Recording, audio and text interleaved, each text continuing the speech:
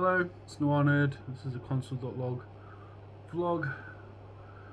Just my lunch from work, so I thought I'd do a vlog on a very pressing subject at the minute.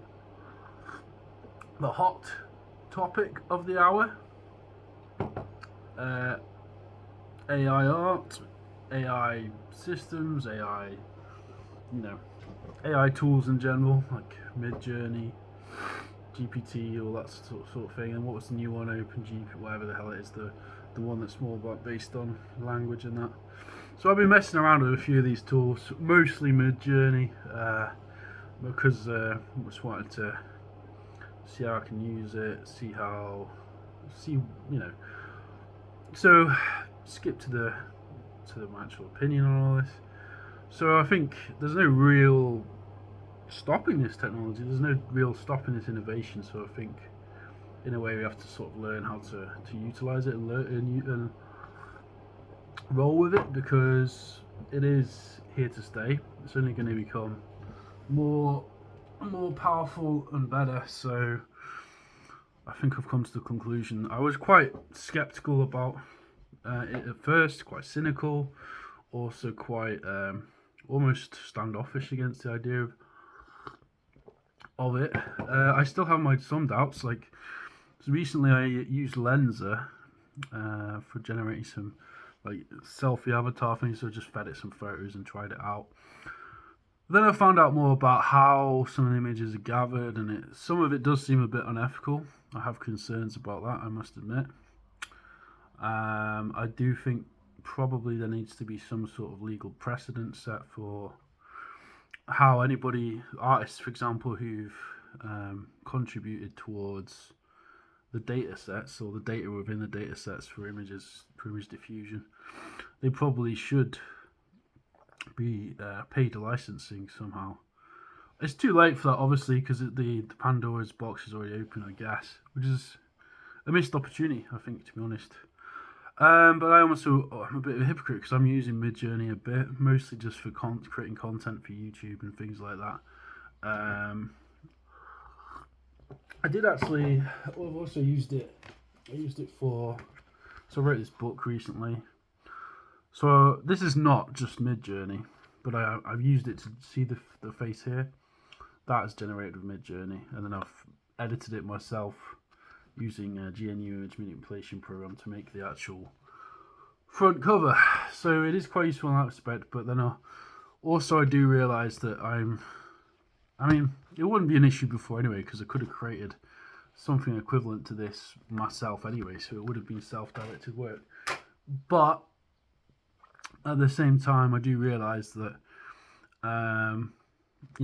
it's that if I was a bigger organisation, because that was basically done with my indie publisher, but if I was a bigger organisation, they might just cut corners by not having to have a professional cover designer do the whole thing. So basically where I'm at with it is, I think it's useful. It's good as a guide. It's as good as a starting point. I've just started generating some Midjourney images for an interactive fiction game I want to make. Now, I don't have too many moral qualms about doing that, because at the end of the day, it can be especially because I do a lot of my own work, just self-directed. It's my own work. It's like literally side projects to do in my spare time. Do I have time as a game developer to do a bunch of custom art myself? No. So it helps in that respect. And it can generate quite good art. That is one plus, I think, of this. Nobody really gets hurt from that. So if, for example, if I'm a solo indie dev, which I am, and I want to get some half decent artwork for an interactive fiction game, which I'll be doing for web and maybe mobile, does it really hurt anybody if I don't hire a digital artist to do the portraits? Not really. But I do have concerns over people who are working for bigger studios. They really, that's where they're at. I do think there is a bit of a genuine concern there for, and those people make quality bespoke art, and I do understand that they must feel worried about this development. And in general, so you can expand out this a bit more. I do think there is some genuine cause. There's some genuine cause to have some concern, because it might even come for coders eventually. Like, it can already write code, right? These tools can already write code. I mean, it might not be the most bug-free, might not be perfect, but then programmers don't even write the perfect code. They have to keep on writing and rewriting and factoring and refactoring and all that. So I do have a few concerns about the actual implications of all this. I mean, I accept that it's here to stay, so I'm not going to be a Luddite on this question of, art. It's here, so we have to work with it. So that's why I say I'm sort of taking the approach of trying to use it in whatever way I can in my own individual side projects. As to the profound effects it will have in terms of the labour market and just the broader industry of the tech and the artist and design industries, I think we're just starting to feel the ripples of that. I think there needs to be some sort of legal framework. There needs to be a legal framework set up, basically, for AI art. I think there needs to be a system for determining if something is AI art generated or not. I think that is a fair ask. I think that, though like I said, the genie's probably out of the bottle too much already, but if an artist's work has been scraped and without their permission, I do think, but I mean, obviously, I do think that there should be some recompense if they want to be, because it's not really fair, I guess. But then again, I'm like a bit of a hypocrite because I'm already using this tool to create a small indie game. But the reality of it is, if I'm making a web-based interactive fiction game, I'm not going to be making much money from that. So it sort of swings and roundabouts, right? So as a game developer, I see this as both an opportunity, but in terms of like, how do we ethically use these tools? That's still a question I'm grappling with on a very fundamentally deep level, because I am also an artist as well as a game developer. I know the struggle. Like, I know that, and if somebody just took my work and was just creating painting work, which is actual paintings, like physical canvas paintings, and was just reproducing them and selling them, I'd be pretty annoyed. I'm not gonna lie. It's a slightly different scenario because it's not exactly. It's more like it's copied the style. It's just slightly different because it's sort of, from what I understand of the actual tools, it's basically taking a bunch of different styles and sort of synchronizing them and sort of to create something new out of a bunch of information like visual data. Anyway, like I said, I think there does need to be some sort of framework set up for this, because in some level, I don't know what that could be. I'm not even an expert on this, but my personal opinion is I think there should be some sort of. Hopefully, there will be a legal precedent set up, because like I've never been the most copyright. I've never been that pro copyright, if you know what I mean. Like, I tend to adhere to a more of a copy left philosophy. I've released a lot of my own music, Creative Commons. I've released a lot of my own digital work, Creative Commons. In terms of my programming work, a lot of that's MIT licensed, so it's basically just helping. It's like a starting point with templates for people to do their coding work. And yeah, I'm a bit flexible when it comes to copyright in terms of my own interpretation, how important I think copyright is. But I do think there is a genuine worry that is justified in terms of how people who had made their living as digital artists are, in a sense, it feels, being exploited. And I understand that there is a genuine worry for, their employment going forward. A lot of these people work in, often insecure freelance work, right? So I don't think it should be scoffed at, and I don't think, it's an interesting place for me exploring this question, because I exist in the cross section of these worlds. I'm a programmer, and an artist, so I have a unique position on trying to understand this question. In terms of, I understand from both sides. Like, one side is trying to innovate and create a useful tool. But I think in a lot of respects they're not actually considering the larger implications of it.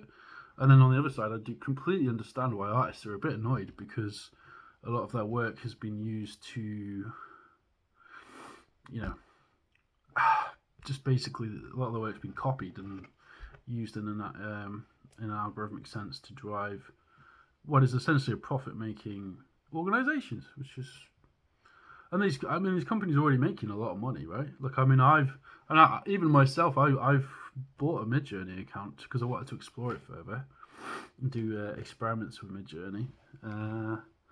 It's mostly language-based experiments and like generating portraits, like I said, in the game content sense. But there are questions here, big questions.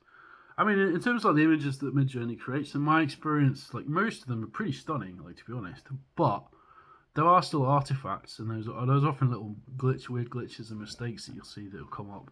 Like recently, I was generating some, like I said, for this interactive fiction game I want to try building with Midjourney images, basically. There was like all these weird. It's quite funny, actually, because I understood completely what it was. On some of the images, there was like this little line with like a photo icon, and I realized it's because it's generating from, you know, like they've got that what do they call it?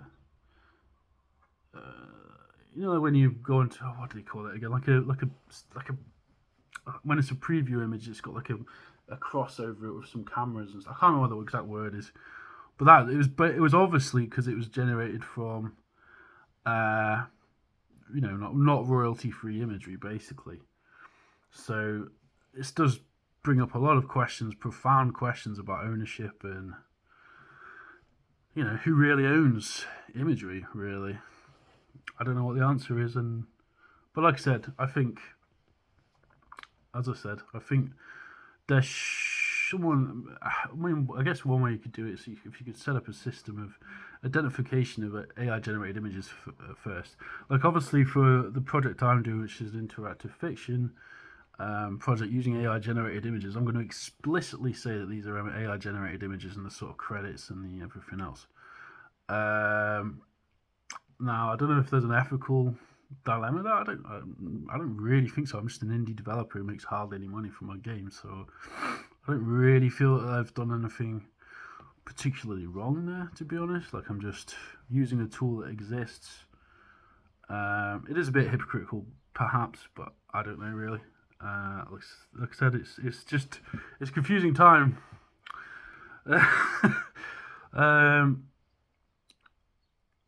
Yeah, I think I'll just leave the video there, to be honest. I think I'll probably post once I've made some progress on the interactive fiction game with the AI artwork. I'll post something about that, but it won't be for a while because I work a full-time job now. I'm actually just recording this on my lunch break.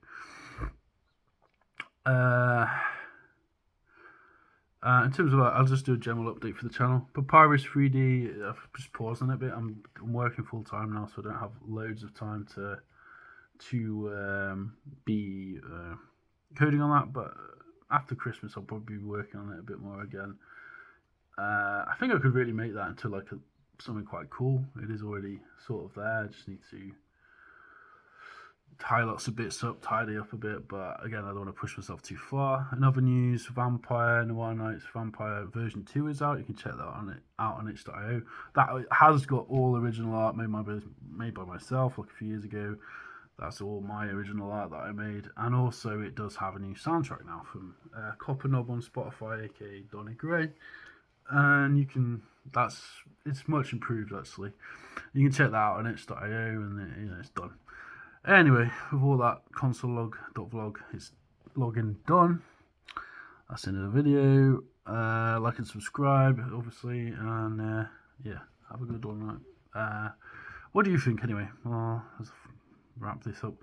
What profound questions do you think this development in artificial intelligence, image diffusion, and all the associated things? What are the good pluses of it? What are the minuses of it? What's the good things? What's the bad things? What's the potential pitfalls? What's the pluses? What's the minuses, basically? It'll be interesting in hearing people's opinions. Like I said, I've still got like a lot of cognitive dissonance on this question. I still don't know whether I think it's an amazing thing. I keep on jumping between thinking this is amazing and then thinking, but artists are getting screwed, which is annoying. So I like I said, cognitive dissonance is going on here, and I'm even being hypocritical in some respects because I'm actually checking out the tools and using them. I think in a somewhat ethical way because I'm not like, it's not like I'm a AAA studio that's going to be making millions of pounds from a small interactive game that I'll release on itch.io, in a sense. So it's not like, but I have like I said, I have also made a physical product which, though not completely AI generated, used part of an AI generation tool, Midjourney, to generate the front cover. So I don't know. I'll leave the video there. Let me know I nerd. Like a sub. That's that. Bye.